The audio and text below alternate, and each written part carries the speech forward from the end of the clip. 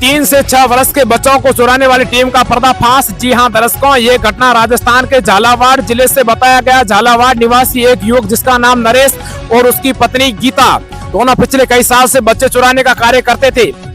उन्होंने 2 दिन पहले झालावाड़ जिले के रेलवे स्टेशन से एक बच्ची को उठाया और उस बच्ची के परिजनों ने थाना क्षेत्र में रिपोर्ट दर्ज करवाई और वहां से प्रशासन ने कई थानों के अंदर इस रिपोर्ट को एलिमेंट करने के लिए भेज दिया। उसके बाद में इन्होंने इस बच्ची को उठाने से पहले नई दिल्ली से एक नेपाली बच्ची को उठाया, उससे पहले जयपुर से एक बच्चे को उठाया।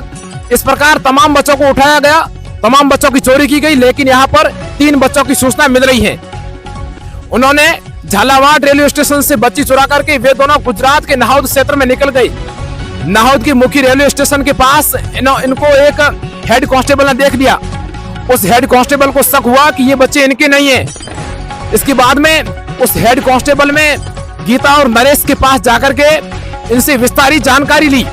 उस जानकारी में बताया गया, उनसे विशेष जानकारी लेने के बाद यह साबित हुआ कि ये बच्चे उनके नहीं और उन दोनों को पुलिस प्रशासन के हाथों चढ़ा दिया गया और झालावाड़ से उठाई गई बच्ची को उनके परिजनों को सुपुर्द कर दिया गया।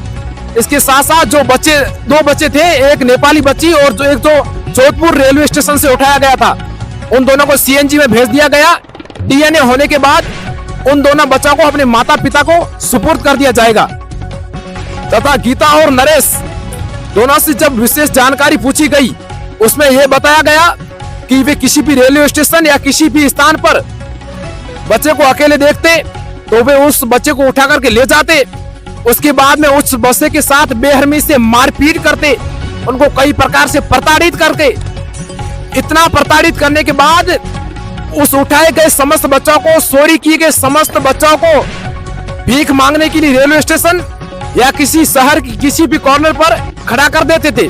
वे दिन भर भीख मांग करके लाते और जो भीख में आए हुए पैसे, उन पैसों को लेकर के गीता और नरेश जो बच्चों को चुराने का कार्य करते थे, उन बच्चों के द्वारा जो पैसे आते थे, गीता और नरेश उन बच्चों के द्वारा लिए गए पैसों से अपनी जिंदगी में एंजॉय करते थे।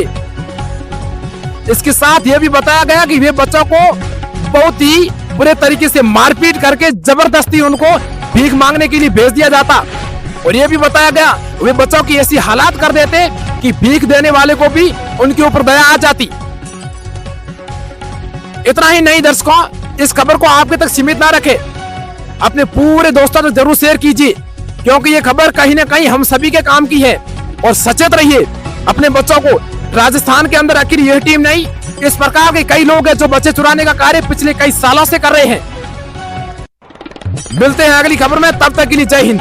Bureau report doctor Junjar Singh ji, Rajpurohit. और हाँ दर्शकों, आपसे एक विशेष अपील, अगर आपने अब तक अपने इस YouTube चैनल को सब्सक्राइब नहीं किया है तो जरूर सब्सक्राइब करें। विशेष प्रकार की खबरें पाने के लिए, तमाम जानकारी पाने के लिए, विशेष प्रकार की न्यूज पाने के लिए आपके इस YouTube चैनल को जरूर सब्सक्राइब करें। बहुत बहुत धन्यवाद, शुक्रिया।